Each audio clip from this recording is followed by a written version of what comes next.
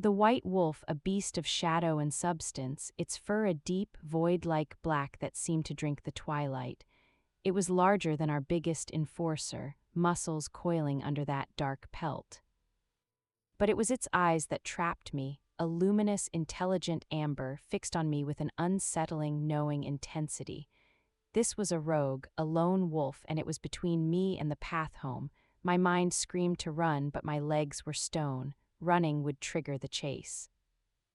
I remembered old man Torvin's lessons: do not show fear, do not turn your back, stand your ground. The beast took a step forward, its head lowering slightly, not in submission, in assessment. A low rumble vibrated in its chest, a sound that felt like it shook the roots of my teeth. It was coming closer. I could see the details now, a scar raking over one eyebrow, the powerful line of its jaw. This was how the Unclaimed would finally be erased. Not by exile, but by a stranger's fangs in the dark. It stopped mere feet away.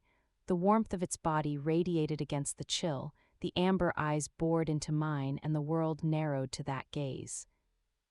It dipped its head again, lower this time, and a strange sound escaped it, not a growl but a deep, shuddering exhale, almost like a sigh. Then it shifted. The air crackled, bones reknitting with muffled pops, fur melting into skin. Where the colossal wolf stood, now knelt a man. He was naked, his skin pale against the dark forest, muscles carved from the same tension as his wolf form. His hair was as black as the pelt, falling over a face that was all sharp angles and grim severity. The same scar bisected his eyebrow. He lifted his head, and those amber eyes, now human but no less potent, locked onto me. He didn't speak. He just looked, as if he were seeing a ghost or finding something he'd searched for across 100 winters. His expression was a storm of conflict, shock, disbelief, and a raw, undisguised yearning that made my own breath stutter. When he finally spoke, his voice was gravel washed by a distant river, deep and strained. "You." He reached a hand toward me, not in threat, but in a gesture that seemed almost reverent. A chorus of angry howls erupted from the direction of the Greyfire den. The pack had caught the rogue's scent. Torches flickered between the trees. The man's eyes flashed from me to the approaching lights. The vulnerability vanished, replaced by the fierce mask of a warrior. He moved faster than I could follow, a blur of motion. He didn't attack me. Instead, he snatched my wrist, his grip iron-strong but not cruel. "Tell them," he rasped, his words urgent, his breath warm against my cheek. "The Alpha of the Shadow Fen has lost his crown, and he has found his claim." Before I could gasp, before the first of my pack burst into the clearing, he was gone. Melting back into the shadows from whence he came, leaving behind only his scent, his words, and the terrifying, thrilling echo of his touch on my skin. The Greyfire warriors surrounded me, their wolves close to the surface, eyes glowing in the torchlight. Kaelan was at the forefront, his handsome face twisted in anger and concern. "Elara, what happened? We scented a rogue." I stood there, trembling, the unclaimed girl holding a secret that felt too big, too dangerous. I looked from Kaelan's familiar, entitled gaze to the darkness where the stranger had vanished. I opened my mouth. The truth hovered on my tongue, but those amber eyes, that raw yearning, it felt like a story that belonged only to me for now. I saw a wolf," I whispered, my voice trembling with a fear that was only half pretend. "A big one, it just looked at me and then it ran." It wasn't the whole truth, it wasn't even a fraction of it, because the beast hadn't just looked. It had seen me, and in its human eyes I hadn't seen pity or disdain, I'd seen recognition. And in its wake, the quiet, fragile shell of my life in Greyfire felt like it had already begun to crack. I did not sleep. The silence of the dormitory was a physical pressure, broken only by the soft breathing of the other pack youth. Each rustle of blankets, each sigh, felt like an accusation. My wrist still hummed with the memory of his grip, not painful but absolute. His words were a chant in my mind, a secret scripture I couldn't decipher. "The Alpha of the Shadow Fen has lost his crown, and he has found his claim." What did that even mean? A claim was a declaration of possession, of ownership. Wolves claimed territory, they claimed victory, they claimed mates, but I was human. A claim over me was like claiming a rock or a tree. It made no sense in the rigid hierarchy of the packs, and yet the way he had looked at me. There had been no possessiveness in that gaze. It had been something far more disarming, reverence and a staggering, desperate hope. As the first gray light of dawn bled through the high windows, I slipped from my cot.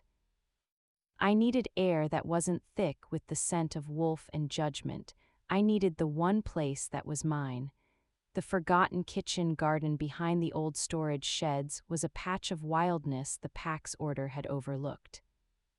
In summer, it was a tangle of rosemary, thyme, and stubborn chamomile. Now it was a sculpture of frost and brittle stems, but it was quiet. It was where I came to remember I had a self, however small, outside of the label unclaimed. I knelt by the frosted remains of a sage plant, my fingers tracing the intricate ice patterns on its leaves. The cold was sharp, clearing the chaos in my head. He had called me his claim. A fallen alpha, powerful enough to make my entire pack bristle with alarm, had bowed his head to me. "You're out early." The voice, deep and quiet, did not startle me this time. A strange calm had settled over my panic. I knew it was him. I looked up. He was there, a silhouette against the weathered stone of the shed wall. He was clothed now in dark, travel-worn linen and leather, fabrics that drank the dim light. The scar over his eyebrow was a pale slash in the dawn. His amber eyes watched me, not with the fierce intensity of the night before, but with a weary, cautious focus. "You shouldn't be here," I said, but the words lacked their previous heat. They were a reflex, not a conviction. "I had to see you," he said. His voice was still that gravelly rumble, but softer now, stripped of its urgent edge. "To know I didn't dream you in my madness." "Are you mad?" I asked, rising slowly to my feet. My heart was a steady, heavy drum, not a frantic flutter. "Some would say so," he admitted. He didn't move from the wall, giving me space. To chase a scent across 2 territories while bleeding from betrayal, to risk a stronger pack's wrath for a glimpse of a human girl, it is not the act of a sane alpha. "You said you lost your crown." A shadow passed over his face, profound and painful. It was the look of a man watching his home burn. "My second, Goran, we were brothers in all but blood, or so I believed." He looked down at his own hands, flexing them as if remembering claws. "On the blood moon, when the pack's magic is strongest and also most volatile, he struck. He had poisoned the minds of the ambitious, the greedy. He challenged me not for dominance, but for extermination. My loyalists, they fought, many fell, the rest are scattered or bending knee to save their families. He finally met my eyes again, and the raw, unfiltered grief there stole my breath. I am Riven, and I am alpha of nothing but the clothes on my back and the fury in my heart." The sorrow in his voice was a mirror to my own lonely ache. His was a castle destroyed, mine was a home never built. But the desolation was the same. "I'm sorry," I whispered. The words felt insufficient, but they were true. He tilted his head, studying me as if my compassion was a language he'd forgotten. "You have no reason to be. My war is not yours." "You made it mine when you stepped into my clearing," I said, a spark of my own defiance returning. A ghost of something, not a smile, but an acknowledgement, touched his lips. "True." He pushed off from the wall, taking one single, deliberate step closer. The distance between us hummed with a new energy. There is an ancient law, Elara, older than the Greyfire pack, older than the Shadow Fen, the true claim. It is not about dominance, it is about completion. I shook my head, bewildered. "I don't understand." "A wolf's spirit is a tempest," he said, his voice dropping into a low, confessional tone. "The stronger the wolf, the wilder the storm inside. An alpha's storm can shatter mountains, it can also consume him. The true claim is the anchor in that storm. The one soul, wolf or otherwise, whose presence brings stillness, whose very essence quells the chaos and allows clarity to return. It is a bond recognized by the moon and the old magic. It is fate, not force. My mind reeled fairy tales. Old legends Torvin mumbled about by the fire. You're saying I'm your anchor? From the moment I caught your scent on the crosswind, the screaming in my soul just stopped. He said it with the simplicity of stating a fact. For 2 days I have hunted you. Not as prey, as a dying man hunts for water. And when I saw you, small and brave and unbroken on that rock, my wolf, who has known nothing but rage and pain since the coup, lowered its head. It bowed to you. His words painted a picture so impossible, so terrifyingly beautiful that tears pricked my eyes, to be seen not as a burden but as a sanctuary, to be sought not out of pity but out of profound need. What does it mean? My voice was barely a breath. It means, he said, taking another step, now close enough that I could see the flecks of gold in his amber eyes, that I am irrevocably tied to you. My loyalty, my protection, my life, they are yours. The claim is not on you, Elara, it is for you. I am claimed by you, my wolf has chosen, and it will accept no other. The world shifted. This was Kaelan's possessive, you are mine. This was a solemn oath, I am yours. The difference was a chasm. It was an offering of service, not a demand for submission. A sharp shout echoed from the direction of the training grounds. Scent trail, the rogue was here. Riven's eyes snapped toward the sound. The protector slammed back into place over the vulnerable man. They are diligent.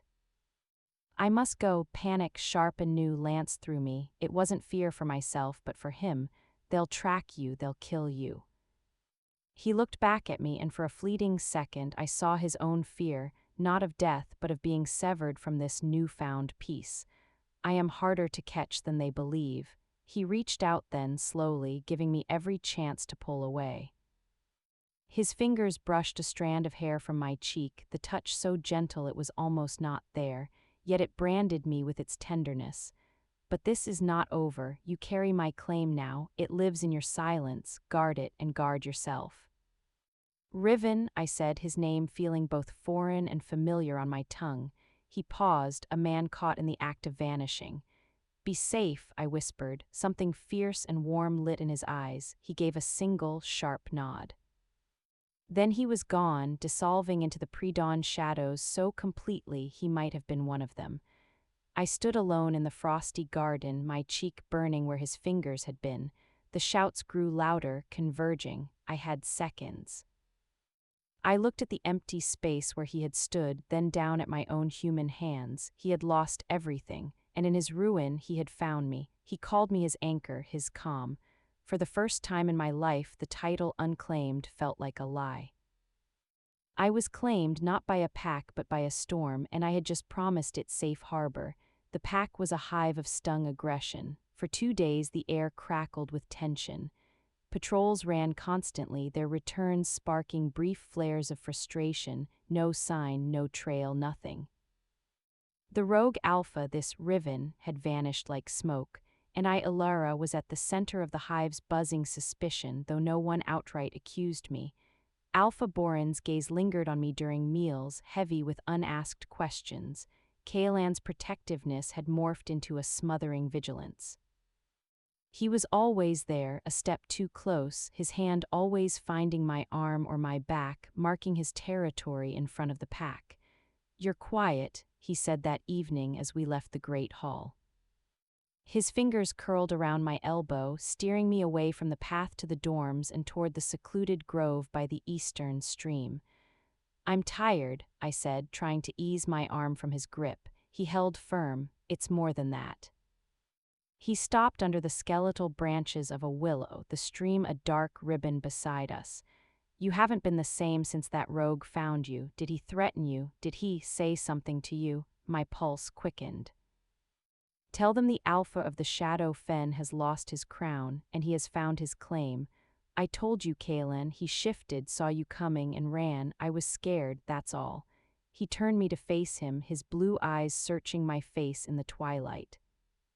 I can hear the lie in your heartbeat, Elara. It's a little skip, a flutter. You always get it when you're hiding something. His voice was soft, almost pleading. You can trust me. I'm going to be your alpha one day, your protector. Let me in."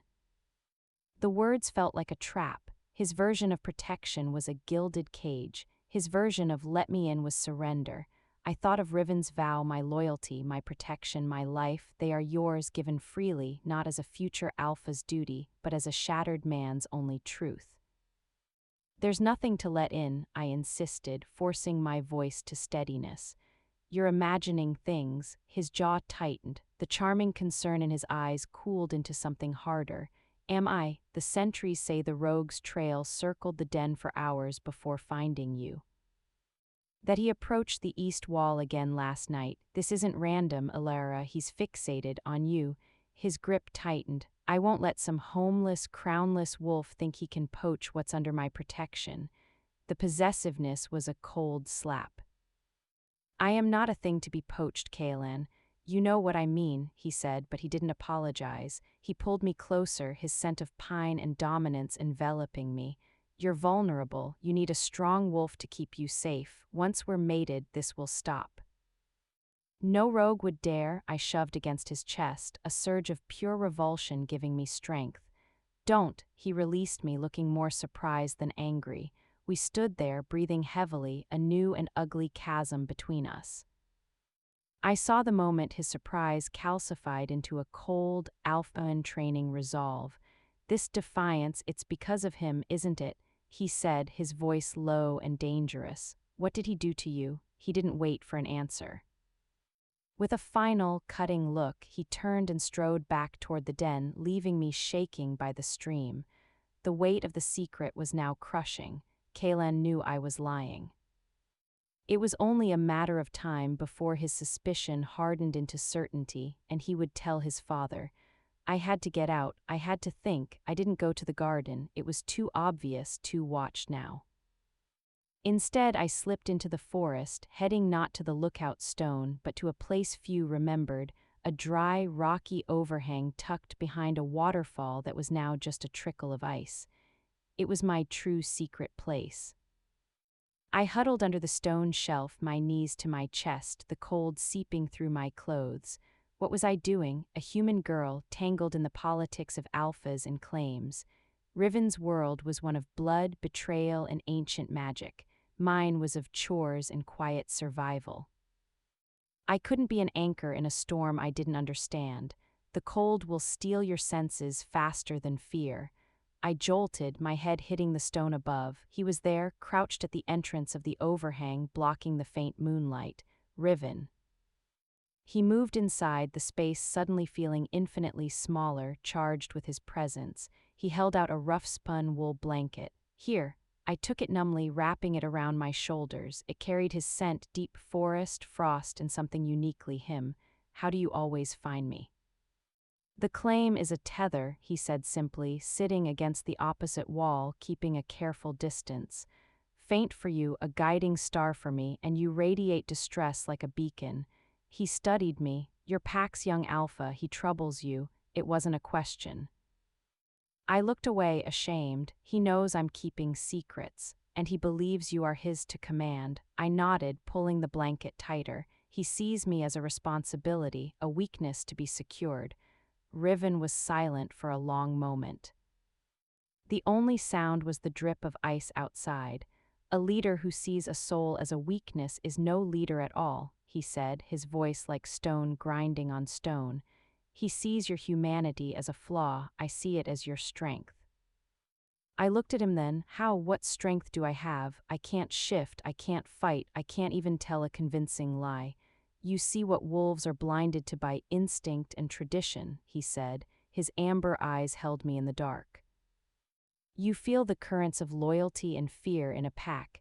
You understand the heart of a conflict, not just the clash of claws. You ask me what the claim means. It means you are my counsel, my conscience. The part of me that was lost in the rage of being a wolf." Goran won because he understood rage and ambition. He does not understand this. He gestured between us to the quiet understanding in the cramped, cold space. He does not understand a bond that strengthens through peace, not fear. His words were a balm and a terrifying mandate. He was rebuilding his entire understanding of power around me. The pressure was immense. "I don't know how to be that," I confessed, my voice small. "You already are," he said. "You are here, you listened, you offered kindness to an enemy, that is how." He leaned forward slightly, his intensity a palpable force. "My loyalists are gathering, a handful scattered but true, they await my call. But to answer it, they must believe in more than my strength, they must believe in what I fight for, a pack where strength serves the heart, where the storm has an anchor." He held my gaze. "They need to see you, Elara. Not to follow a human, but to follow the proof that a different way is possible." He was asking me to step out of the shadows completely. To leave the only home I'd ever known, flawed as it was, and walk into a war for a pack that wasn't mine, with a wolf who was still a stranger. "I'm afraid," I whispered, the truest words I'd ever spoken. "So am I," he admitted, no shame in the confession. "I am afraid of failing them, of failing you, but my fear is quieter with you near. That is the gift of the claim, we quiet each other's storms." Outside, a wolf howled, a Greyfire sentry far away. Our time was up. Riven rose to his feet, a tall, solemn shadow. "I will not ask you to come. The choice must be yours. When you are ready, if you are ready, come to the lookout stone at midnight. I will find you." He looked down at me, and in his eyes I saw the vast, lonely burden of his crownless kingship and the fragile, fierce hope that I would choose to share it. "Whatever you choose, my claim stands. You are my anchor, even from a distance." He left as silently as he'd come. I sat under the overhang, wrapped in a blanket that smelled of him, the cold forgotten. Before me were two paths, the known path of silent submission in Greyfire, a life as Kaelan's cherished burden. And the unknown, terrifying path toward a broken Alpha, a scattered pack, and a bond that felt more real than anything I'd ever known. The weight of the whispers was mine alone to bear. But for the first time, the silence they demanded felt like a prison I was ready to break. The day was an eternity of muted sounds and watchful eyes. Kaelen avoided me, but his gaze, when it did find me across the training yard or the meal hall, was a cold, assessing thing. The speculative whispers of the pack, which had always been about my human frailty, now took on a new edge. "She brought the rogue here. She's a magnet for trouble. The Unclaimed is becoming a liability." I moved through my chores, mending fishing nets, bundling herbs for the healers, with my mind screaming. Every beat of my heart was a countdown to midnight. Riven's words echoed, "They need to see you, Elara." The proof that a different way is possible. Was I proof, or was I just a foolish girl captivated by a dangerous fantasy? Old man Torvin found me in the herb shed as dusk fell. His back was bent, his eyes milky with age, but his mind was sharp as a thorn. He was the pack's historian, the keeper of the old laws no one cared about anymore. "You smell of conflict, child," he wheezed, sorting dried yarrow, "and of distant frost, shadow fen frost." I froze, a bundle of lavender in my hands. "Torvin," he waved a gnarled hand, "I am old, not blind, nor deaf to the stories on the wind. A fallen Alpha seeks a legend." His cloudy eyes seemed to look right through me. "The true claim. They think it's a myth for soothing pups. I know it is a law written in the world's first dawn." My breath caught. "You believe it. Belief is for gods," he snorted. "I know history. It has happened rarely, always in times of great upheaval. It is not a romance, girl. It is a reckoning, a balancing of scales." He fixed me with his stare. "It asks a terrible price of the human, to stand in a world of teeth and claws with only your soul as armor. To be the calm in a frenzy you can never join. Are you calm, Elara?" Tears filled my eyes. "No, I'm terrified." A slow, toothless smile spread across his weathered face.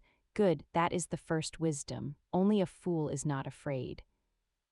The question is, what will you do with your fear? Will you let it chain you to a safe, small life, or will you let it guide you to the life you are meant for, however vast and dangerous?" He placed a withered hand over mine. I have watched you grow, quiet as a shadow, seeing everything. The pack is a body, but it has forgotten its heart. This Alpha, he sees your heart. That is a sight rarer than any magic. He shuffled away, leaving me with the scent of old parchment and sage, and a courage that felt less like bravery and more like a deep, resonant knowing. Midnight approached, a cloak of absolute black. The den was quiet, the deep sleep of predators settled over it. I wore my sturdiest clothes, my warmest cloak. I carried nothing but a small knife and the wool blanket Riven had given me, now folded inside my tunic. It was all I had of my own. Slipping past the sentries was easier than I'd feared. They watched for threats approaching, not for a lone human girl slipping out. I was a ghost in my own home. The forest at night was a different creature, alive with sounds that were not my own, painted in shades of indigo and deepest green by the slivers of moonlight. Every rustle was a sentry, every snap of a twig was Kaelan's hand on my shoulder. But the tether Riven spoke of, I began to feel it. Not a pull, but a quiet hum, a sense of direction in my chest, like a needle settling toward north. It led me unerringly through the familiar paths and beyond to the lookout stone. He was already there, not in wolf form, but as a man, standing on the granite slab, looking out over the forest that stretched toward his lost kingdom. He seemed carved from the moonlight itself, a statue of resolve and lonely power. He heard my approach and turned. There were no words, we simply looked at each other across the frozen clearing. In his eyes, I saw the desperate hope he tried to mask. In mine, he would see my fear, my doubt, but also the decision I had carved from it. I walked forward until I stood at the base of the stone, looking up at him. "I don't know how to be what you need," I said, my voice clear in the silent night. He knelt at the edge of the stone, bringing his face level with mine. "You already are," he repeated, his faith unshakable. "I am choosing the storm," I whispered. A profound relief, a joy so deep it was almost painful, washed over his stern features. He offered his hand not to pull me up, but as a pledge. "Then I vow this, Elara, under the moon that witnesses all claims, I will be your shield. Your voice will hold weight in my council. Your safety will be the first law of my land. We will build a pack where the heart is not a weakness but the source of our strength. This I swear as your claimed Alpha." I placed my hand in his. His grip was warm, sure, and gentle. It was not a chain, but a bond. "And I said, the words forming from a place of truth I had never tapped before, will be your anchor. I will seek the clarity when the storm rages. I will remind you of the heart of your pack. I will stand with you." I took a steadying breath. "This I swear as your claim." A shudder went through him as if a final, agonizing knot of tension had released. He lifted my hand, his forehead resting gently against my knuckles in a gesture of supreme respect and gratitude. No kiss, no embrace, a covenant. When he rose, he shifted. The great shadow wolf stood before me, magnificent and powerful. He lowered his massive head, nudging my side gently, then looked toward the dense, dark path leading east, away from Greyfire, toward the shattered pieces of Shadow Fen. I took one last look back at the woods that hid the only home I'd ever known. It had been a cage disguised as a refuge. Before me was a wilderness, a war, and a wolf who had bowed his head. I turned my back on the cage. I laid my hand on the wolf's strong shoulder, feeling the immense power coiled beneath his fur, now tempered by an oath to me. Together, we walked into the unknown dark. We traveled in silence for hours, a pace that should have left me stumbling and breathless. Yet Riven moved with a predator's fluid grace, and somehow I matched it. It was the tether, I realized, an unspoken synchrony that kept me a half-step behind his flank, my feet finding purchase where the forest floor was treacherous. He was a dark, guiding shadow. I was his quiet echo. The terror of leaving was gone, burned away by the sheer physical act of movement. In its place was a raw, buzzing awareness. Every scent was new, deeper earth, stranger moss, the crisp, cold signature of a stream we had yet to cross. I was outside the map of my world, and the feeling was less of being lost and more of being unfound. Just before dawn, when the gray light made the world seem like a faded drawing, Riven turned from the animal track we'd been following and pushed through a wall of thick, snow-laden holly. I followed, branches scraping my cloak. On the other side, the world opened up. It was a hidden glade, sheltered by a bowl of rocky cliffs and ancient, interlocking pines. A small, steaming hot spring bubbled at its heart, melting the snow in a perfect circle and filling the air with a mineral scent. Tucked against the cliff face were a few simple structures: a lean-to shelter lined with furs, a fire pit ringed with stones, a cache covered in oiled leather. This was not a den, it was a bolt hole, a king's temporary refuge. Riven shifted. Steam rose from his skin in the chill air. He pulled a tunic and trousers from the shelter and dressed quickly. "We can rest here, it's warded. The magic is old and subtle, it discourages curiosity, masks our scent. We'll be safe for a day." The word safe felt foreign. I stood awkwardly in the center of the glade, the weight of my choice settling firmly on my shoulders. The adrenaline was gone. I was just a girl in a strange place with a man I barely knew. The enormity of it threatened to swallow me. Elara. His voice was gentle. I turned. He was holding out a water skin and a strip of dried meat. "Eat, then sleep. The mind makes fears out of shadows when the body is weary." I took the offerings, my fingers brushing his. The contact was a small, steadying shock. I sat on a log by the cold fire pit, forcing myself to chew.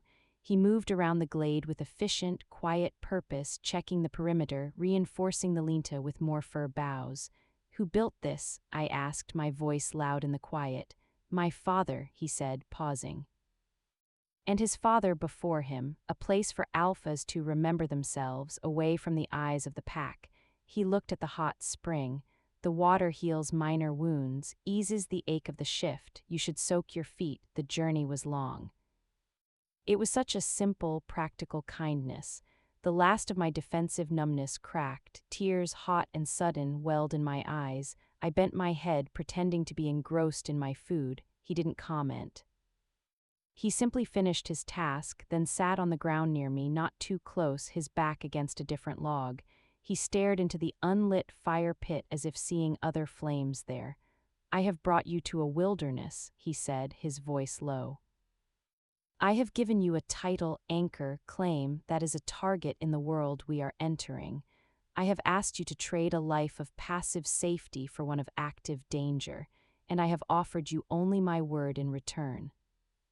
He finally looked at me, his amber eyes stark with self-reproach. "You have every right to regret." I wiped my cheeks with the back of my hand. "I don't regret it." The truth of the statement surprised me as I said it. "I feel awake." For the first time, in Greyfire I was sleeping. A long, quiet sleep where I could hear the world moving around me, but I couldn't touch it. "This," I gestured to the glade, to him, "this is real, it's terrifying, but it's real." He absorbed my words, a flicker of that profound relief returning to his face. "The first of my loyalists will meet us at moonrise tomorrow. A wolf named Tarn, he was my lead sentry. Cautious, unswervingly loyal. What is he like?" I asked, needing to paint pictures to build this new world in my mind. "Stubborn," Riven said, and the ghost of a true smile touched his lips. "He questioned every order I ever gave, then executed it perfectly. He has a mate, Lyra, and a young pup. They are in hiding. Goran would use them as leverage in a heartbeat." The smile vanished. "That is his way. He strikes not at the warrior, but at the heart. He understands hearts only as weaknesses to be exploited." "That's why he can't understand the true claim," I said slowly, the pieces aligning. "To him, a bond is a chain, a vulnerability. He can't see it as a source of strength." Riven looked at me with a kind of fierce pride. "Exactly, that is your sight. That is what you bring." We lapsed into silence, but it was a comfortable one, filled with the whisper of the pines and the gentle plip of the spring. I did soak my feet in the warm water, the heat searing away the miles. Later, wrapped in furs in the lean-to, I listened to Riven's steady breathing from where he kept watch at the entrance.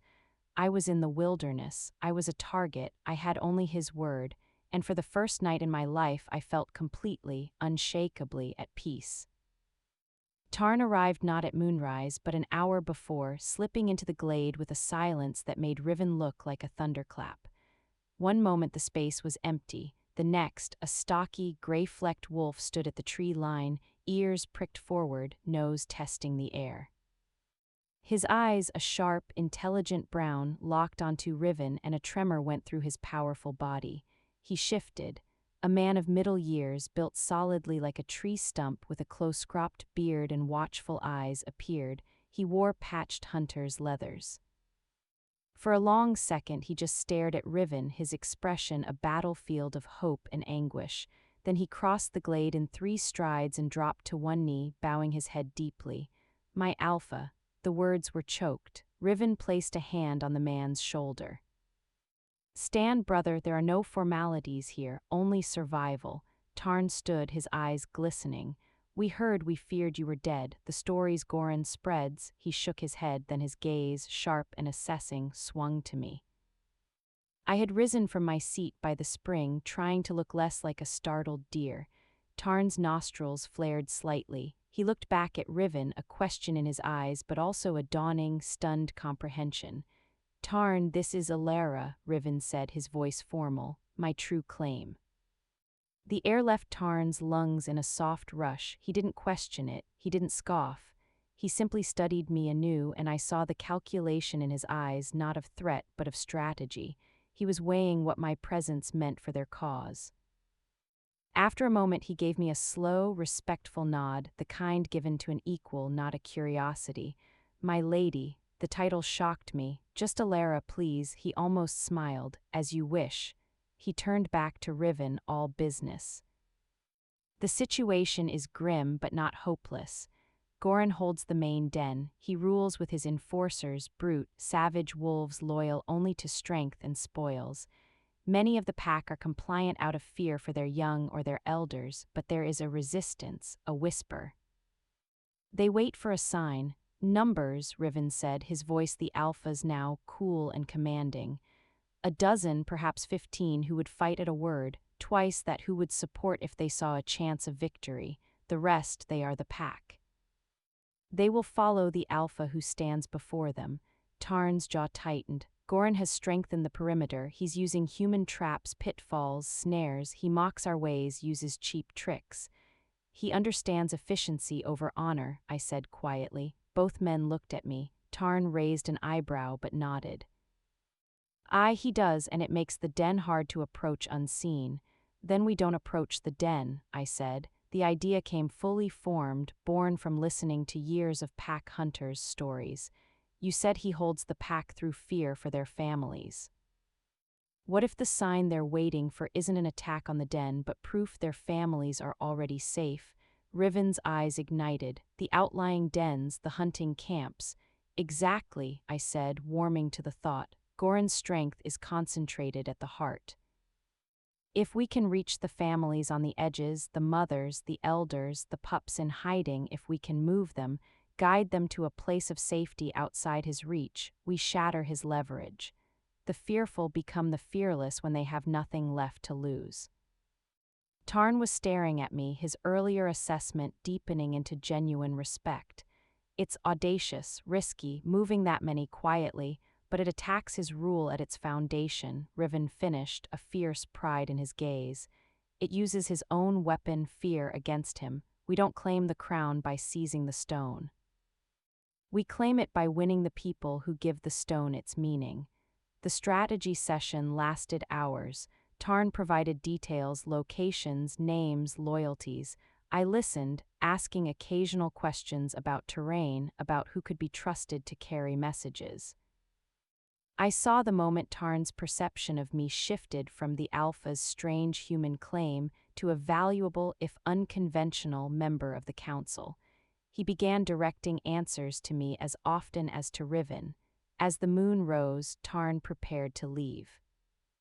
I will spread the word to the inner circle. We will begin with the Western Ridge families. They are most isolated, most afraid.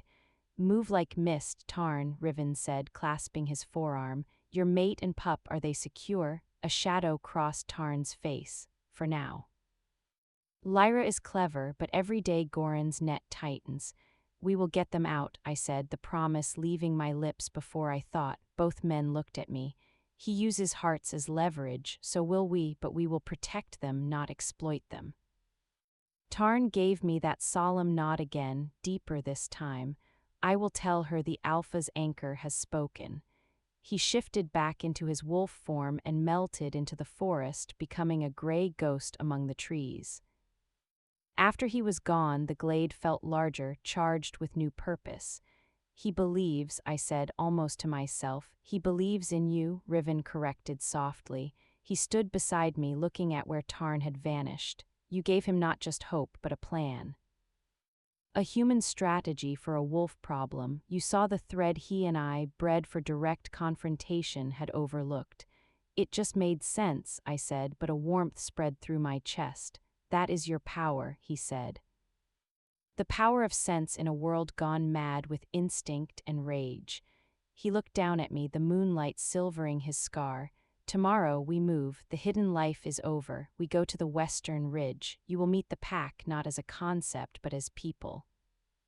Are you ready? I thought of fearful mothers, hidden pups, elders waiting for a savior. I thought of the unwavering faith in Tarn's eyes when he called me my lady. I wasn't a warrior, I couldn't fight, but perhaps I could do this. I met Riven's gaze. I'm ready. The journey to the western edge of Shadow Fen territory was a lesson in a different kind of tension. This was no longer a flight through neutral woods. We were in the belly of the beast, skirting the edges of Goran's domain. Riven moved with a hyper-alert stillness, his senses stretched to their limits. He avoided known paths, guided us through icy streams to break our scent, and paused for long, listening minutes at the crest of every rise. The land was beautiful in a bleak, fierce way, jagged ridges of granite clawing at a leaden sky, forests of stark, black-barked trees sheathed in ice. It felt wounded, waiting. We reached the first outlying den as a fitful snow began to fall. It wasn't a den in the Greyfire sense, not a communal hall, but a cluster of low, turf-roofed huts nestled in the lee of a cliff. The air smelled of wood smoke, poverty, and fear. As we approached from downwind, a gaunt man stepped from the largest hut, a hatchet in his hand. His eyes were sunken, but they blazed with a protective fury. Behind him, I saw the fleeting, terrified face of a woman before she pulled a hide curtain closed. Hold there. The man barked, his voice ragged. We have nothing left for Goran's tax collectors. Take your violence and go. Riven stopped, holding his hands out, palms open. Eamon, it's me. The man Eamon flinched as if struck. He squinted through the swirling snow. His eyes widened, the hatchet lowering an inch. No, it can't be. They said you were dead in the high passes. Do I look dead? Riven asked, taking one careful step forward. I am here, and I am reclaiming what is mine. Eamon's gaze darted to me, confusion and suspicion warring on his face. Who is the human? A prisoner? This is Elara, Riven said, and his voice carried a new, formal weight I hadn't heard before. My true claim, my anchor. She comes under my protection and my honor. The words hung in the freezing air. Eamon's jaw went slack. The true claim, the legend. Here in his miserable, snow-blasted courtyard, embodied by a slender, travel-worn human girl, he looked from my face to Riven S, seeing the absolute, unwavering certainty there. The hatchet fell from his fingers, embedding itself in the snow. A sob ripped from his throat, and he crumpled to his knees, not in formal submission, but in sheer, overwhelmed relief. The stories, the old stories, are true. You have come for us. The hide curtain flung open. The woman rushed out, followed by two small, wide-eyed children clinging to her skirts. She stared at Riven, then at me, tears cutting tracks through the grime on her cheeks. Alpha, she whispered. Lyra, Riven said softly, recognizing Tarn's mate. Your mate is safe. He is our strong right arm. We are here to get you out, all of you. That was all it took. The news spread through the tiny settlement like a flame. Faces, pale and drawn with worry, emerged from huts. They gathered around us, a ragged circle of hope rekindling in the cruel cold. They didn't bow, they reached out, touching Riven's cloak, my sleeve, as if to make sure we were real. I spoke to Lyra, to the other mothers. I showed them the blanket from Riven, the simple practicality of my presence. I didn't give grand speeches. I asked about their children, about the safest paths they knew, about what they would need for a journey. I listened. And as I listened, I saw their fear transmute, not into the fierce courage of warriors, but into the determined, ferocious strength of protectors. We spent the night in that poor village. Riven and Eamon planned the exodus, a route to a series of hidden caves Tarn had secured deeper in the mountains, safe from Goran's patrols. I helped bundle meager supplies, soothe anxious children with quiet stories of my own childhood in Greyfire, speaking of safe forests and full bellies. As I sat by their fire, a little girl with tangled hair crawled into my lap, tucking her cold hands under my cloak. She looked up at me with enormous eyes. "Are you really the Alpha's magic?" she whispered. I smoothed her hair. "I'm just Elara, but I'm here to help." She nodded, satisfied, and fell asleep against my chest. I looked across the fire at Riven. He was deep in conversation with Eamon, but his eyes found mine over the flames. In them I saw not just pride, but a profound gratitude. I was doing what he could not. I was speaking the language of the hearth, of the vulnerable heart of his pack. This was the war, not with claws and fangs, but with whispered promises and bundled children. This was the true claim in action. We were not just reclaiming a crown, we were gathering the shattered pieces of a people. And as I held that sleeping child, I knew with a certainty that went deeper than bone, this was where I was meant to be, in the heart of the storm, being the calm. The hidden caves were a sanctuary carved by ancient water, a dripping, echoing world of stone. Over 3 days, our small, silent caravan, Riven, myself, and the 12 souls from the western ridge reached them. They were cold and damp, but they were safe. Tarn was there waiting, and the reunion with his mate Lyra and their pup was a silent, fierce embrace that spoke more of love and relief than any howl could. More arrived, trickling in ones and twos, guided by Tarn's network of whispers. A gray-bearded elder who had been a lore keeper, a young hunter with a burn scar on his arm, a punishment for defiance. Mothers with hollow eyes, carrying the future of Shadow Fen in their quiet, watchful children. Soon there were nearly 50 of us, a fragile, hopeful spark in the mountain's belly. I moved among them, no longer a strange symbol but a familiar presence. I helped organize the stores, tended to small scrapes and coughs with the herbs I'd brought from Greyfire, and listened. I learned their names: Finn, the stoic hunter; Mila, the elder who remembered Riven as a pup; Kaelen, a boy on the cusp of his first shift, burning with a need to prove himself. It was Kaelen who brought the news. He'd been on a scouting loop, desperate to be useful, and he came running into the main cavern, his face pale beneath its freckles. A rider from the main den, he comes under a white flag, but he's one of Goran's enforcers, a wolf named Crow. He's at the tree line, demanding to parley with the so-called Alpha. A chill, colder than the cave air, settled over the gathering. All eyes turned to Riven. A parley under a white flag was sacred, an ancient law of truce. To violate it was to be cursed as honorless, but it was also a trap. It had to be. Riven's expression hardened into unreadable stone. "Where?" "The old sentinel pine, half a mile east." Riven nodded. "I will go." "Alone?" Tarn's objection was immediate. "It's a trap, my Alpha. He'll have archers in the trees, a dozen wolves hidden downwind." "He will," Riven agreed calmly. "But if I do not go, I show fear. I show that I do not respect the old laws. That makes me no better than him in the eyes of the pack still waiting to choose." He looked at me, a question in his eyes. He would not order me to stay. The choice was mine. The thought of him walking into that clearing alone made my blood freeze, but the thought of him going without the very balance he claimed I provided felt like a deeper betrayal. "I'm coming with you," I said, my voice not wavering. "Elara," Tarn began, alarmed. "He claims under the true claim," I said, the words now feeling natural, right. "If I am his anchor, then I belong at his side, especially in a storm, especially in a trap." I looked at Riven. A human at a parley will unsettle him.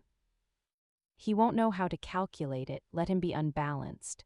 A fierce, proud light blazed in Riven's amber eyes. He gave a single, sharp nod.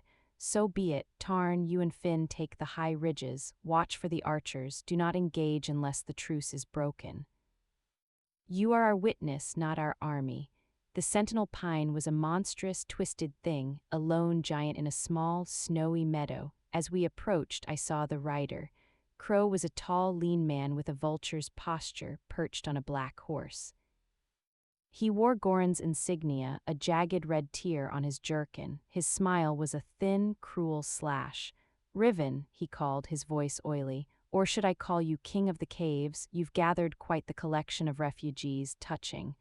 Riven stopped 10 paces away, a statue of contained power.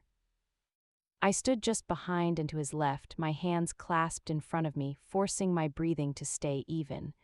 Crow's sharp eyes flicked to me, and the condescending amusement in them faltered for a second, replaced by genuine confusion. "You have words, Crow." "Speak them and go," Riven said, his voice flat. "Lord Goran is merciful," Crow said, recovering his sneer. "He sees the suffering of the pack fractured by your stubbornness. He offers terms." "Terms," Riven repeated, the word a drop of poison. "Renounce your false claim to the Alpha title. Swear a blood oath of exile never to return to these lands. In return, the lives of your followers in the caves will be spared. They will be reintegrated into the pack, a show of good faith." My heart turned to ice. It was a clever, vile offer. It asked Riven to sacrifice his honor and his purpose to save the very people he was fighting for, and it would work on anyone who didn't know Goran's true nature. But we did. "And if I refuse?" Riven asked, as if discussing the weather. Crow's smile widened. "Then at moonrise, Goran's forces will sweep through those caves. He will make examples. The old, the young. Your human pet there will be the first to hang from the sentinel pine as a warning to any who would defy the true Alpha." The threat against me was meant to provoke Riven, to make him lose control. I saw the muscles in Riven's jaw knot, but his voice remained calm. "Goran understands nothing of truth or of claims. You can tell your lord this." Riven took one step forward, his presence suddenly expanding to fill the meadow. "I do not renounce what is mine by blood and by right. I do not bargain with the lives of my pack. And I do not fear the hollow threats of a usurper who leads through terror. The true pack is gathering. He will hear our howls soon enough."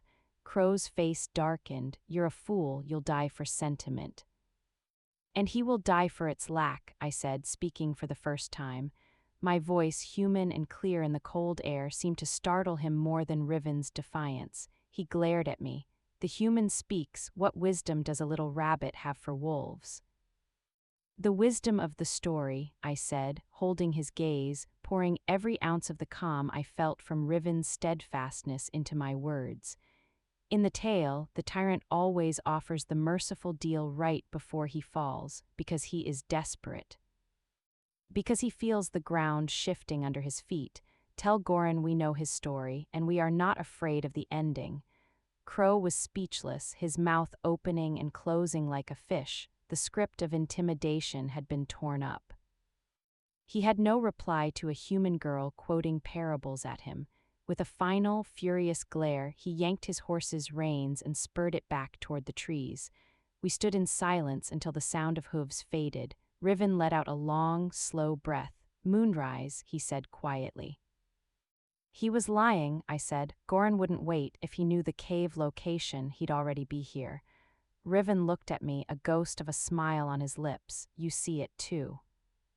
The offer was a ploy to make us run, to scatter into the open where his hunters could pick us off. "He doesn't know where we are, not yet. The smile vanished, but he will now. Crow will have trackers following his own trail back to us. We have hours, not days.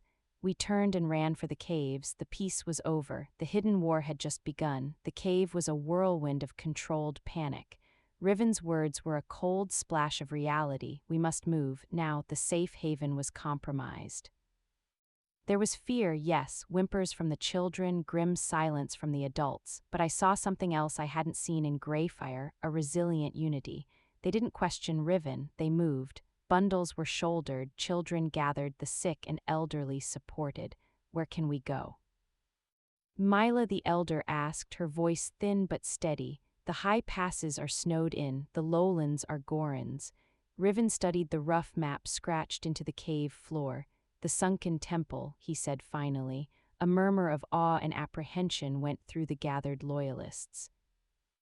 Tarn whistled low, its sacred ground, forbidden in times of war by the oldest laws. Goran wouldn't dare violate it. Precisely, Riven said. He mocks tradition, but he is not a fool. To attack us, there would turn every superstitious wolf in the territory against him. It is our only sanctuary. What is the Sunken Temple? I asked. A place from the before times, Mila answered, her old eyes distant, built by the first wolves who walked as men. It is a circle of great stones in a hidden valley where the veil between worlds is thin. It is a place of oaths, of profound peace. No violence has ever stained its soil. It sounded like a myth, but it was our only hope. We became a river of shadows flowing through the night. Riven and Tarn led, scouting ahead. Finn and the other hunters flanked our column. I walked in the middle with Lyra, Mila, and the children, a living heart encased in a shell of protectors. The pace was brutal, over rugged, icy terrain. More than once I slipped, only to be caught by a strong, calloused hand, Finn's or the young hunter Kaelan's. As dawn tinged the sky a bruised purple, we descended into a valley so deep it seemed to swallow sound. Mist clung to the ground like a shroud, and there in the center was the Sunken Temple. It was not a building. It was a perfect circle of monolithic gray stones, twice the height of a man, covered in moss and ancient, faded carvings of wolves and moons. They stood in a depression as if the earth had gently cradled them. An aura of immense, sleepy peace emanated from the place. The very air felt stiller, warmer. As we crossed the invisible boundary between the misty valley and the stone circle, a collective sigh went through our weary band. The terror of the chase, the gnawing fear, it didn't vanish, but it softened, became manageable. Children stopped crying. The adults' shoulders, hunched with tension, slowly lowered. We had made it, while the others began the work of setting up a makeshift camp within the sacred circle. No fires, only furs and shared body heat. Riven drew me aside to the largest stone. He placed his palm against its icy, carved surface. This is the Heartstone. It is said that truths spoken here cannot be hidden. He looked exhausted, the strain of the past days etched around his eyes. The weight of 50 lives now rested solely on his decisions. The storm in him was visible, a quiet, desperate churning. "You got them here," I said softly. "They're safe. For now," he said, his voice heavy. "But I have led them to a sanctuary that is also a cage. We cannot stay here forever. Goran will find a way to starve us out, to lay siege to this valley. I have traded immediate danger for a slow, grinding one." The doubt in his voice was a crack in his armor, and it hurt me to see it. "You gave them hope," I insisted. "You gave them a leader who fights for them, not just in front of them." "Look," I nodded toward the circle. Kaelen was showing a younger boy how to sharpen a stick into a useful tool. Lyra and Mila were passing a water skin, sharing a quiet joke. Finn was checking the perimeter, his movements alert but not frantic. "They are not a defeated people waiting to be saved. They are a community learning to survive because of you." He followed my gaze, and I saw the truth of it settle over him. The storm in his eyes calmed, not vanished, but steadied. "No," he said, turning back to me. "Because of us." He leaned his forehead against the cold stone, closing his eyes. When Crow threatened you for a moment, the world went red. All I could think was that I had brought you into this, that I was failing the first vow I made to you. I stepped closer, placing my own hand on the heartstone beside his. Our fingers did not touch, but our presence was a shared truth against the ancient rock. You didn't fail. I stood there unafraid because you were beside me. That is the claim, Riven. It isn't you protecting a weak human. It's us making each other stronger than we could ever be alone. Your strength quiets my fear. My perspective quiets your rage. We are balanced. He opened his eyes, and the look he gave me was one of such profound, grateful wonder that it stole my breath. In that sacred place, with no touch but the shared cold of the stone, I felt our bond solidify into something unbreakable. It was a quiet, mighty thing, more powerful than any declaration. A shout echoed from the northern edge of the circle. Finn came jogging back, his expression not alarmed but puzzled. "Alpha, Elara, you need to see this."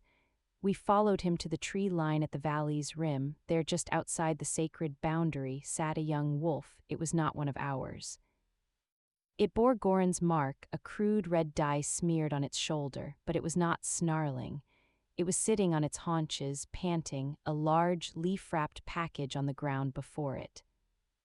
As we watched, it nudged the package forward with its nose, across the invisible line into the hallowed ground. Then it dipped its head, a quick, jerky gesture, turned and bolted back into the forest. Finn made to grab it, but Riven held up a hand. "It's a messenger, not an attacker." Cautiously, I approached the package. It was tied with vine. I untied it and folded back the leaves. Inside were medicinal herbs, yarrow, comfrey, goldenrod, and a small, hard block of honeyed pemmican. There was no note. I looked up at Riven, bewildered. A gift. He knelt, examining the herbs, his brow furrowed. "These are for fever, for deep wounds. The pemmican is for strength." He looked into the forest where the wolf had vanished, understanding dawning. "This is from the pack, from those still under Goran's rule. This is their answer. They know we are here, and they are choosing sides." It wasn't an army, it was a handful of herbs and some food, but it was a declaration more powerful than any battle cry. The heart of Shadow Fen was not broken. It was hidden, waiting, and it had just begun to beat again. The gift changed everything. It was a fragile thread of connection, proof that beyond Goran's wall of fear, loyalty still lived. It forced a shift in our strategy. We were no longer just hiding and surviving. We were now a beacon, and the pack was starting to signal back. Over the next 2 days, 2 more such offerings appeared at the valley's edge. A bundle of warm rabbit pelts, a waterskin of strong spirits for cleansing wounds. Each was left by a different wolf, always alone, always fleeing immediately after. The message was clear: "We are with you, we are afraid, help us." "They are waiting for a plan," Tarn said, crouched by the heartstone with Riven, Finn, and me. The map was now drawn in the dirt. "They cannot rise up alone. Goran would crush them. They need a spark, a diversion." "The howling night is in 3 days, Mila said, her voice a dry rustle. She had joined our council, her knowledge of traditions invaluable. "When the moon is dark, it is a night of remembrance, when packs honor their ancestors. All wolves, even Goran, will be at the main den for the ceremony. It is a time of vulnerability, of reflection." Riven's eyes gleamed. "A night when hearts are already turned to the past, to legacy. A night when a ghost might walk." A plan began to take shape, audacious and terrifying. On the howling night, Riven would appear, not to attack but to be seen. To remind them of the bloodline, of the oaths sworn to his father and his father before him. He would be the spark. "But Goran will be waiting for that," I argued, my stomach twisting. "He'll expect a move on a night like that. He'll have every enforcer on alert." "Which is why I won't be alone," Riven said. He looked at Tarn and Finn. "You two will lead our strongest fighters on a different task. While Goran's eyes are on me, you will free the prisoners." "Prisoners?" I asked. Tarn's face was grim. "Goran has a stockade. Anyone who spoke against him in the early days or whose loyalty he doubted. Dozens of our people, they are the key." Freeing them does three things: it robs Goran of his hostages, it adds proven, furious fighters to our cause, and it shows the entire pack that his power is breaking. It was a good plan, a warrior's plan, but it relied on everything going perfectly. On Riven being a ghost, on Tarn being a shadow, on the freed prisoners being able to fight, it felt like a house of cards in a hurricane. "What is my role?" I asked quietly. All three men looked at me. "You stay here," Riven said, his voice leaving no room for argument. "You are the heart of this sanctuary. These people," he gestured to the families, the elders, "they look to you. If this fails, you are the promise that must survive." It was the right strategic choice. The logical choice, but it felt like an amputation, to be left behind safe while he walked into the most dangerous moment of his life. I didn't argue, I just nodded. The next 2 days were a frenzy of preparation. Our few weapons were honed, plans were memorized. Riven spent hours with Kaelen, teaching him how to lead the defense of the Temple Valley with the other youths and elders. I moved through the camp, a calm face, reinforcing the feeling of safety, all while my own heart felt like it was shattering. The night before the Howling Night, I found Riven at the Heartstone. He was staring at the carvings, his expression unreadable. "You're thinking of your father," I said. He nodded. "He taught me that an alpha's strength is for the pack, that the crown is a duty, not a prize." I failed him, I lost it. You didn't lose it, it was stolen, and you are earning it back not by being the strongest wolf, but by being the truest leader. I stood beside him. Tomorrow be a ghost, be a memory, but come back as a man. He turned to me, and in the deep twilight, his guard was completely down. I saw the young man beneath the alpha, the one who loved his pack, who missed his father, who was terrified of failing all over again. "Before I lost everything," he said, his voice raw, "I thought I knew my purpose. Now my only certainty is you, this bond. It is the one thing Goran cannot understand and therefore cannot defeat. He didn't reach for me, he didn't need to." The space between us hummed with a connection more intimate than any touch. "Then trust in it," I whispered, "and let it guide you home." He gave me a look that was a vow in itself, then he turned and walked away to make his final preparations. I did not sleep. I sat with Lyra and Mila, listening to the quiet breathing of the children, watching the moonless sky. I was the calm, I was the anchor. And as the night deepened, I sent every ounce of my will, my hope, my silent strength down that invisible tether, across the miles of dark forest to the wolf who carried my heart into battle. The storm was gathering. And my only prayer was that he would be the lightning that split the sky, not the tree that was struck. The howling night was a void, a deep, breathless black where the world seemed to hold its breath. In the Sunken Temple, our small world was a pool of tense silence. I sat with Mila, our backs against the Heartstone, listening to the distant, mournful howls that began to spiral up from the direction of the main den miles away. The ceremony had begun. It was time. Lyra joined us, handing me a cup of bitter, warming tea. Her hand trembled slightly. "They're out there," she whispered, not needing to name her Tarn, my Riven. "We have to believe in the plan," I said, my voice sounding far more confident than I felt. I was the anchor. I had to be still, even if my soul was a roiling sea. I focused on the tether, that faint, humming connection. It was there, a thin, resilient thread stretching into the darkness, taut with purpose. At the main den, the fire would be enormous, a beacon in the moonless night. The entire pack, Goran's loyalists, the fearful majority, the prisoners in their stockade, would be gathered. They would howl the histories, the names of the dead, and into that sacred, vulnerable space Riven would walk. At the main den, the air was thick with smoke and the scent of roasting meat, undercut by a sharper, colder smell, fear. Goran sat on a crude wooden throne draped in furs, a smirk playing on his lips as the ceremonial howls echoed around the fire. His enforcers, wolves like Crow, lounged around him, their eyes scanning the crowd not with reverence but with predatory watchfulness. In the shadows of the great pines beyond the firelight, Riven was a statue of shadow. He watched the stockade, a cage of lashed-together logs where figures huddled, their eyes reflecting the distant flames with hopelessness. Tarn and Finn were elsewhere, a silent, deadly promise moving through the forest. The lead howler, an old wolf coerced into service, began the lineage.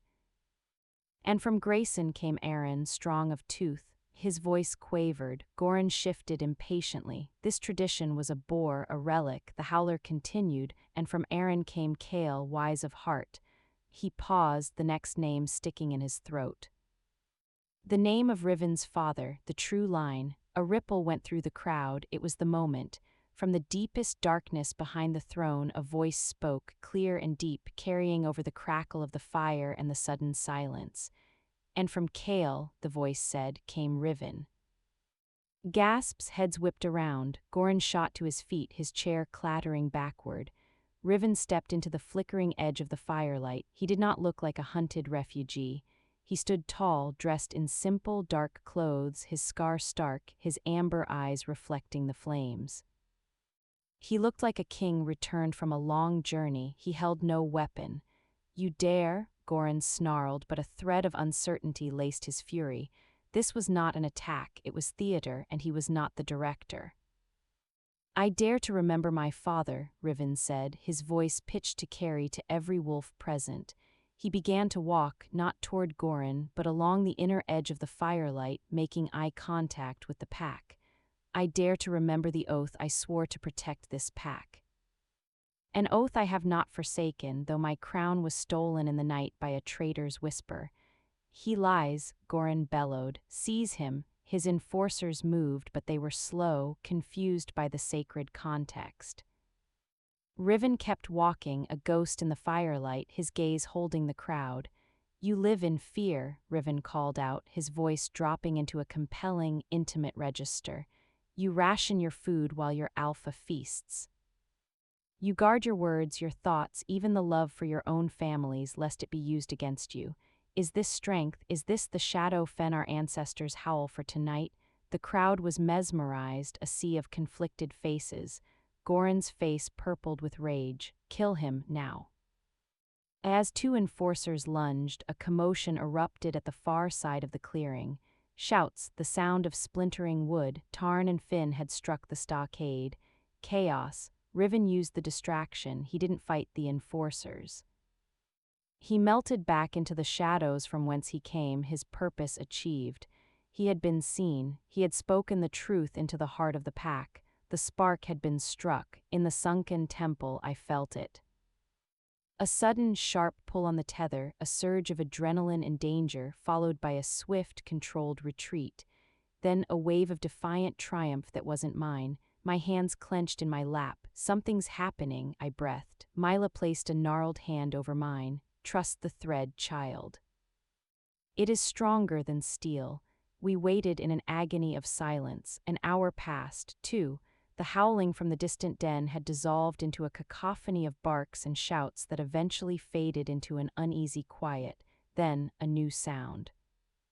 The sound of many feet moving through the forest. Not the stealthy approach of hunters, but the hurried, clumsy movement of a group fleeing. Kaelen, standing guard at the valley entrance, gave a low, sharp whistle, the all-clear signal. They emerged from the mist like phantoms. Riven first, his clothing torn, a fresh cut on his cheek, but his eyes blazing with fierce light. Behind him came Tarn and Finn, shepherding a ragged, stumbling but growing stream of people. Dozens of them. Men and women, some supporting others, their faces hollowed by imprisonment but alight with a wild, disbelieving hope. The prisoners, they had done it. A choked cry escaped Lyra as she saw Tarn, whole and alive. The camp erupted into muted, tearful reunions. The sanctuary was no longer just a hiding place. It was becoming a pack. Riven found me. He didn't speak. He just stood before me, his chest heaving, the proof of his success and its cost written on his body and in the eyes of the freed wolves now collapsing gratefully onto the sacred ground. "You were the ghost," I said, my voice thick. "And you were the stillness," he replied. For a moment the world narrowed to the space between us, to the shared victory humming along our bond. The storm had been unleashed, and we had weathered the first, crucial blast. Victory, I learned, was not a clean thing. It was messy, painful, and exhausted. The Sunken Temple was now overcrowded, its serene peace replaced by the urgent bustle of survival. The freed prisoners needed food, water, treatment for injuries, and neglect. Our carefully hoarded supplies dwindled alarmingly. Worse than the physical strain was the news Tarn brought back from a scouting foray the next day. His face was ashen. They retaliated at dawn, he reported to Riven and the new expanded council, which now included a fierce-eyed woman named Anya, freed from the stockade. Not against us. Against the families of the wolves they think helped us or who failed to stop us. A farmstead on the southern border was burned. The family was made an example of. A cold, sick fury settled in my stomach. This was Goran's true face. He couldn't reach us in the sacred valley, so he brutalized his own to maintain control. Riven's expression turned to granite. Who? The Millers, old man Miller, his daughter, her mate. Tarn's voice broke. The puppy, they spared the pup. They left him crying in the ashes.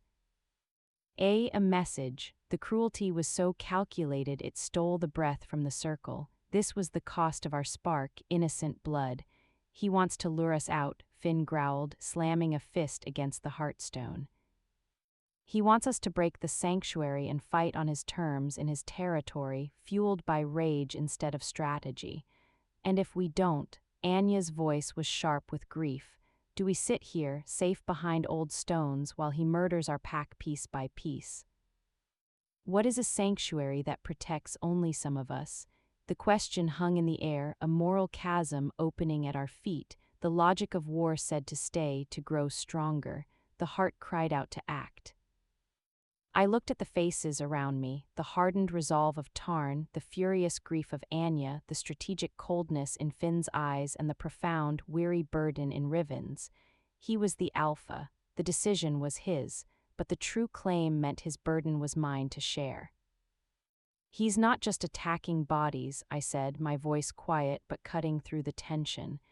He's attacking the idea of us. He's proving his point that loyalty to Riven brings death. That fear is the only safe path. If we do nothing, we confirm it. We become a symbol of helplessness.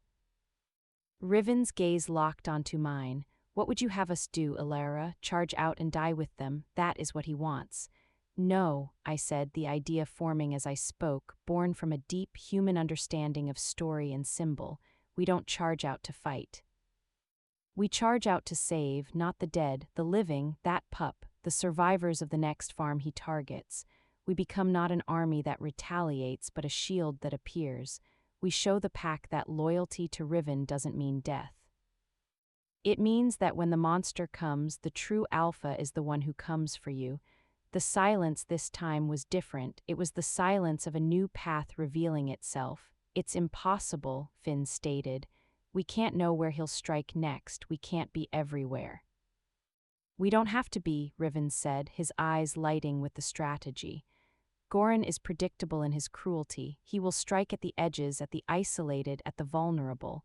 Tarn, Anya, you know the pack lands, which families are most at risk, which are loyal but afraid.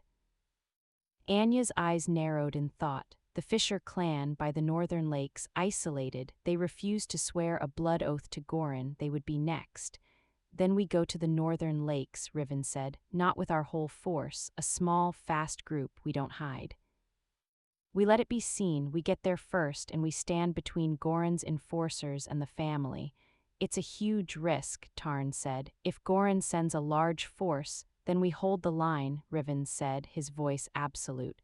We prove that his terror has a limit. And we do it here. He pointed to the map, to a place where the forest gave way to the rocky lakeshore. Narrow ground, defensible, a place where a few can stand against many. It was a gamble with the highest stakes. Our lives for the soul of the pack. I'm coming, I said. No, Riven said, the refusal instant and final. You told me I was your counsel, I countered, meeting his fierce gaze with my own. Your conscience. If this is about proving what our claim means, that it's about protection, not just power, then I need to be there. The pack needs to see the humans standing with them, not hidden away. They need to see the anchor in the storm. The argument raged in his eyes. The protector warred with the partner. Finally, he looked at Tarn and Anya. Prepare a group, 10 of our fastest, strongest. We leave in an hour. He turned back to me, his voice low and grave. You will stay behind the line. You will not engage. You are the symbol, Elara, not a soldier. Your safety is the message. It was a compromise. I would be a witness, not a warrior. It was enough. As we made our hurried preparations, Mila pressed a small, smooth stone into my hand. It was warm from her grip. A piece of the heartstone, she whispered, so the sanctuary is with you. An hour later, we were a line of grim shadows moving north, leaving the safety of the temple behind. The tether between Riven and me was no longer a quiet hum. It was a drumbeat, steady and strong, guiding us toward the looming cost of the crown and the desperate hope of what it could mean. Grey Lake was a sheet of hammered light under an oppressive sky. The Fisher homestead was a lonely cluster of buildings on its shore, a main lodge, a smokehouse, a dock where 2 fishing boats bobbed listlessly. The air smelled of fish, wet pine, and creeping dread. We arrived as the last light was fading. Riven didn't knock. He walked to the center of the yard and called out, "Fisher, it is Riven, you are in danger, Goran comes." For a long moment there was only the lap of water and the sigh of wind in the pines, then the door of the lodge creaked open. A man with hair the color of the lake and eyes just as gray stood there, a fishing gaff held like a spear. Behind him I saw the pale, terrified faces of a woman and 2 young children. "You," Fisher breathed, his voice a mix of awe and terror. "The stories are true. The story tonight is that you are not alone," Riven said. He gestured to our small band, Tarn, Finn, Anya, and 6 other fierce loyalists, fanning out to take defensive positions facing the tree line. I stood by the lodge door, the piece of heartstone a hard, warm knot in my fist. "Will you let us stand with you?" Fisher's gaze swept over us, landing on me, a human girl amidst these hardened wolves. He saw the way Riven positioned himself slightly between me and the forest, the way the others, without a word, formed a loose cordon. He saw not an invading force but a shield. His shoulders, knotted with a lifetime of strain, sagged in relief. He lowered the gaff. "The children," he rasped. "We are here for them," I said. He gave a sharp nod and hurried his family inside. Then we waited. It was the worst part.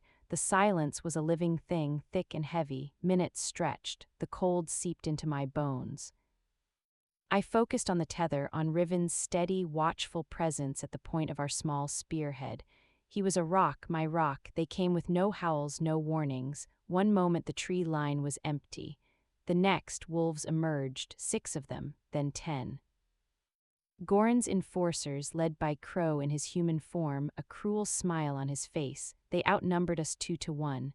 "Well, well," Crow drawled, stopping 20 paces away. "The ghost and his little entourage came to die in the open after all, and you brought the pet." Sentimental to the end, Riven didn't respond. He simply stood, a hand resting on the hilt of the short sword at his hip. His stillness was more threatening than any shout. Crow's smile faded. "Step aside, the Fishers are due for a lesson. You can watch or you can join them."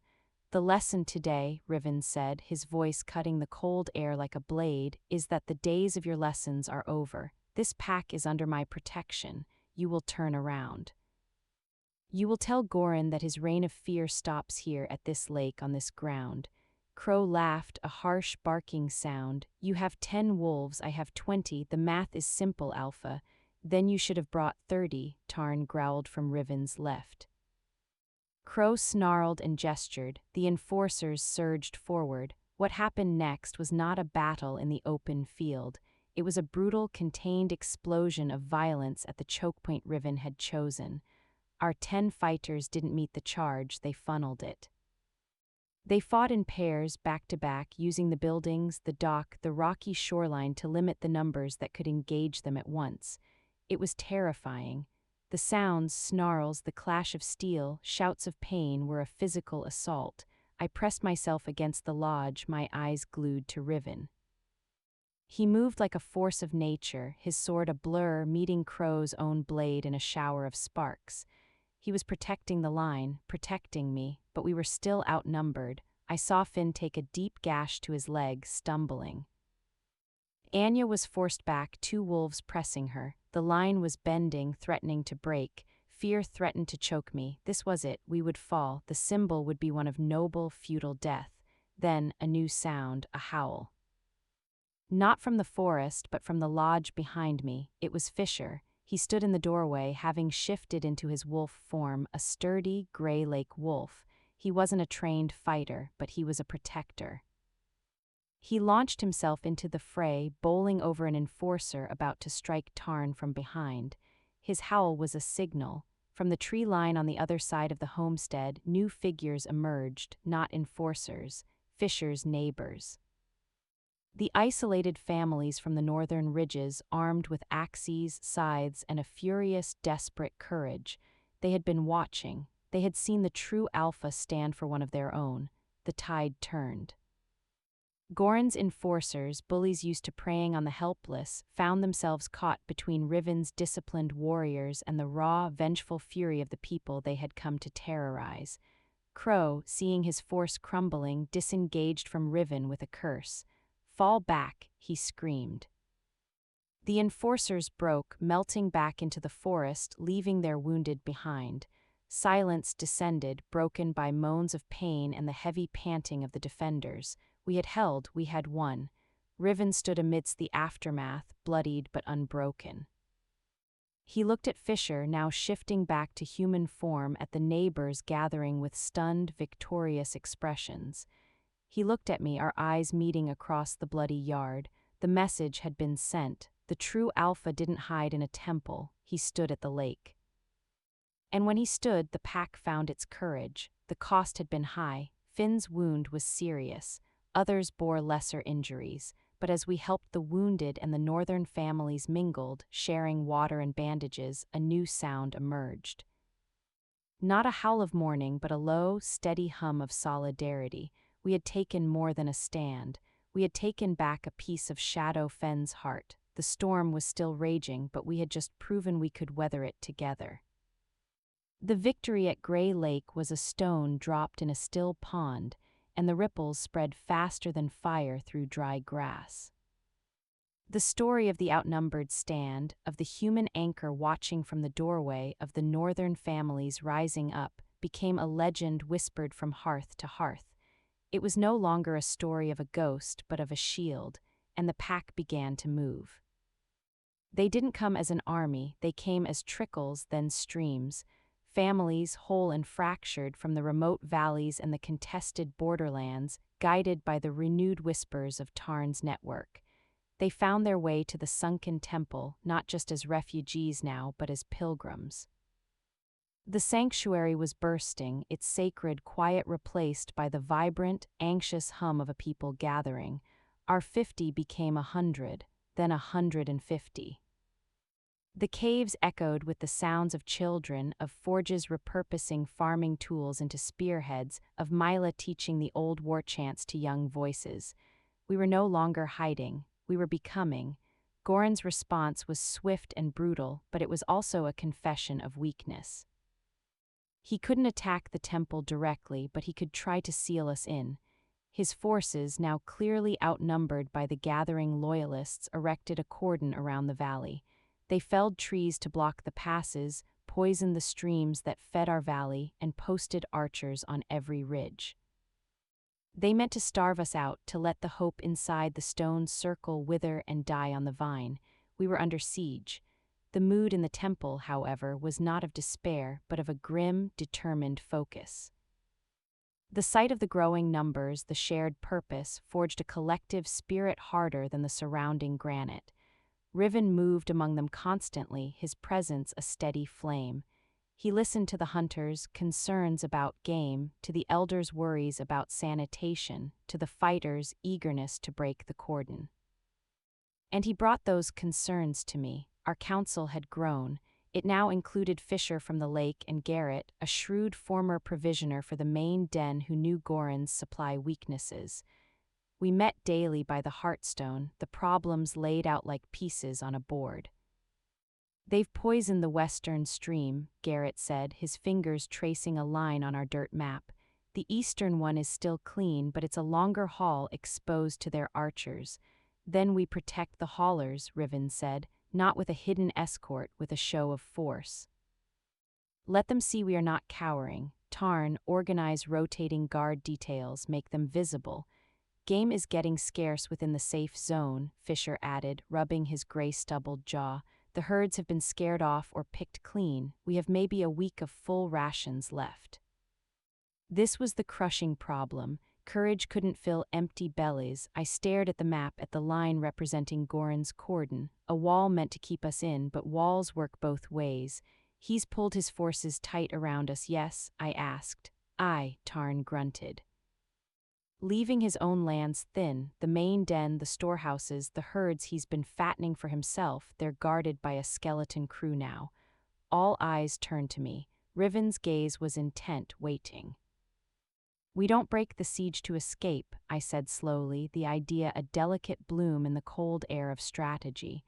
"We break it to feed ourselves." From his table, a slow grin spread across Garrett's face. "A raid, not on his soldiers, on his larders." "Exactly," I said. "A small, fast group. They slip out not where the cordon is weakest, but where it's most bored, the southern pass, where the land is flat and they won't expect a breakout. They move like shadows, not to fight, but to steal. They hit his supply caches, his private herds, and they bring it all back. It achieves three things: it feeds us, it humiliates him, and it proves his cordon is a sieve." Riven was already nodding, his mind racing ahead. "It must be wolves who can carry heavy loads and run for days, and it must be led by someone who knows the land behind his lines intimately." "I'll go," Finn said, his leg now healed enough. "I ran messages through those hills as a youth.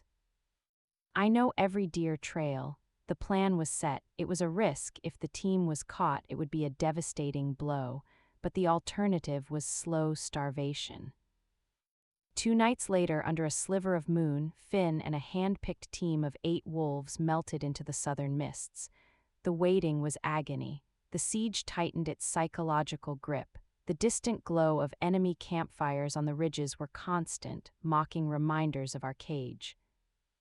I took to walking the inner perimeter of the stone circle at night, the piece of heartstone warm in my pocket.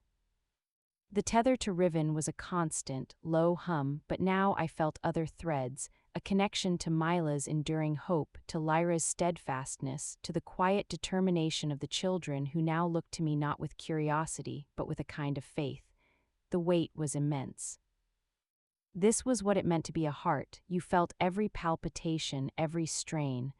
On the 3rd night of the raid, as I walked, a figure fell into step beside me. It was Kaelen, the boy on the cusp of his first shift. He was nearly a man now, his frame filled out by hard labor and resolve. "Do you think they're okay?" he asked quietly, his eyes on the southern ridge. "I think Finn is very stubborn," I said, offering a small smile, "and very motivated." He nodded, silent for a few paces. Before all this, I thought being strong was about the shift, about being the biggest wolf having the loudest roar. He glanced at me. "You've never shifted, but everyone here, we draw strength from you. How does that work?" The question from his young, searching mind struck to the core of everything.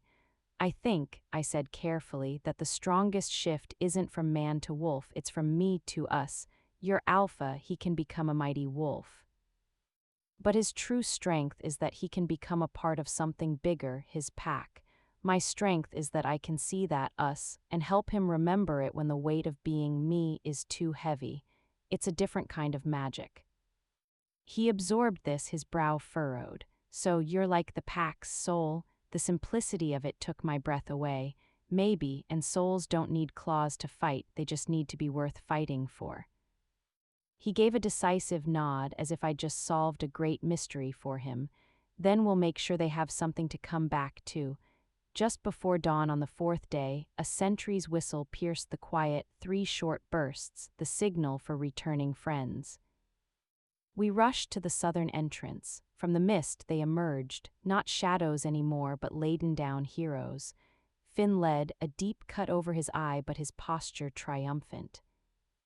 The wolves behind him were transformed into beasts of burden, carrying slings laden with sacks of grain, sides of smoked meat, wheels of cheese, even bundles of winter roots. And they weren't alone. Trailing behind them, herded by 2 of the raiders in wolf form, was a small, bleating flock of sheep, Goran's prized, fat-tailed breed. A cheer went up, muffled but fervent, as the weary raiders stumbled into the circle. They had done it. They had slipped through Goran's net, feasted from his plate, and stolen the wool from his back. As the food was unloaded and distributed, and Finn gave his report to a jubilant council, Riven found me. The dawn light was painting the tops of the standing stones in gold. "His cordon is broken," Riven said, his voice thick with emotion. "Not by force of arms, but by cunning and need. You gave us that." "We gave us that," I corrected, looking at the bustling, hopeful scene. The people were not just eating, they were feasting on defiance. The siege was not over, but its power was broken. Goran's wall had been shown to have a door, and we had just walked through it. The siege of stone had become the sustenance of hope, and a pack fed on hope is a pack that cannot be contained. The stolen feast was a turning point. It wasn't just the food, it was the audacity. The story of the raid spread like wildfire, even through Goran's lines, carried by the shamefaced guards who had failed to stop it. The myth of Goran's invincible control shattered. The cordon didn't vanish, but it grew porous, uncertain. His own wolves began to look over their shoulders, not for us, but for his displeasure. Inside the Sunken Temple, we were no longer a besieged remnant.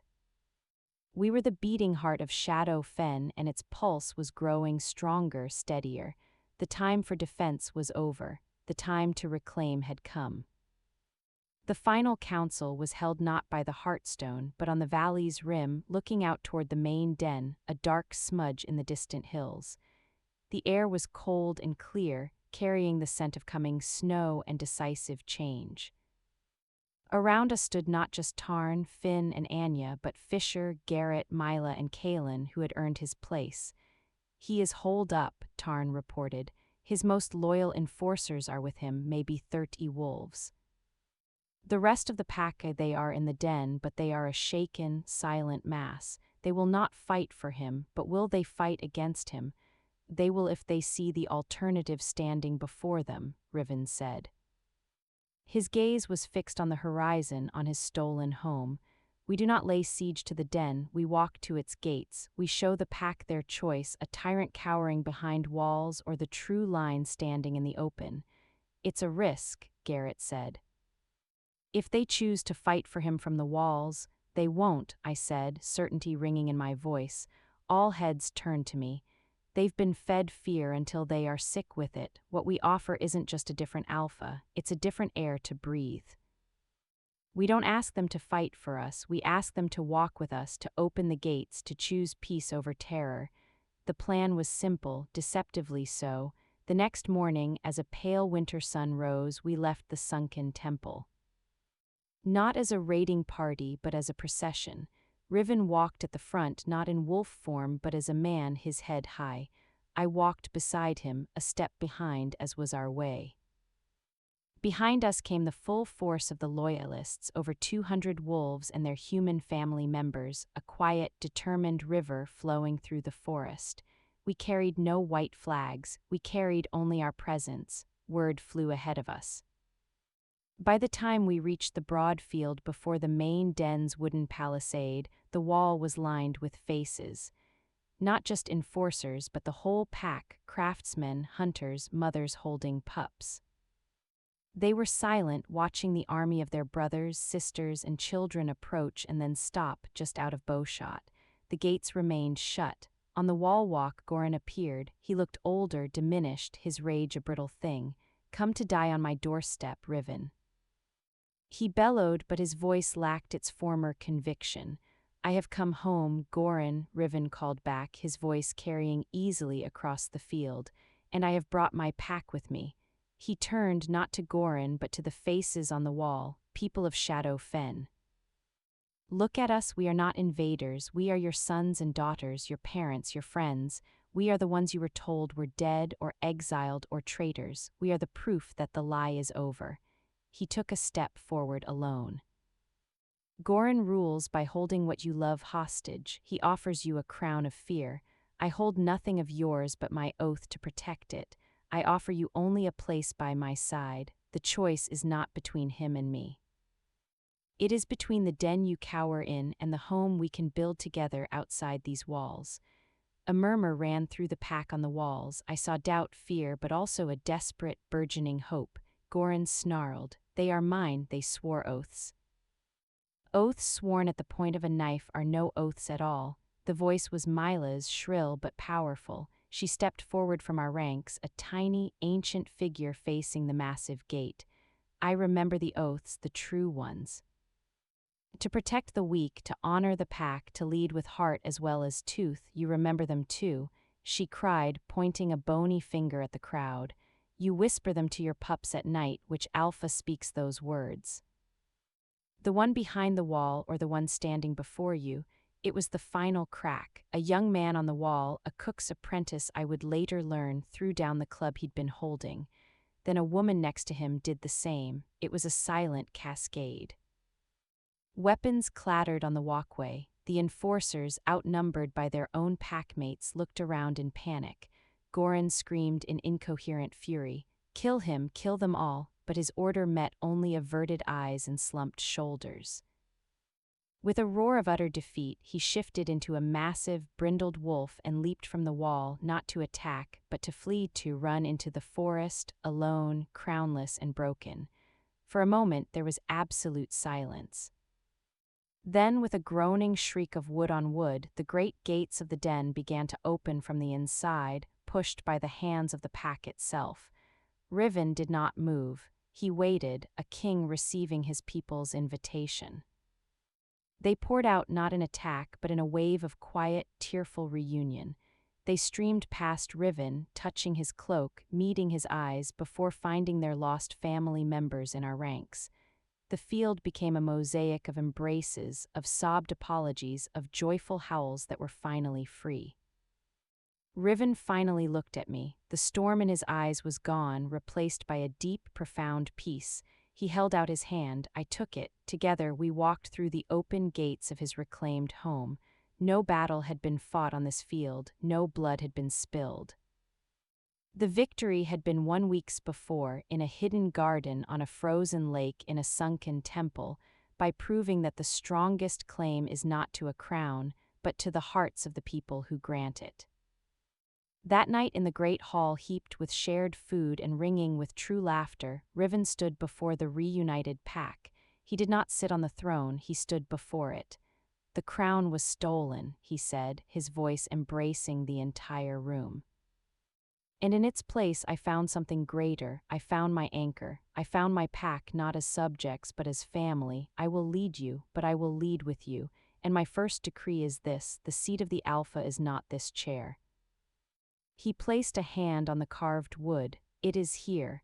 He placed his other hand over his heart, then gestured to all of them, and finally, his gaze resting on me. It is in the bond between us all. That is the true claim. That is our strength. He turned to me then, and in front of everyone, the Alpha of the Shadow Fen pack bowed his head to the human girl who had been his calm. It was a bow of equality, of gratitude, of love. And as the pack erupted not in howls of conquest, but in a unified, joyous song of homecoming, I knew the beast was gone, not tamed but transformed. The wolf had bowed its head, and in doing so had finally found his way home.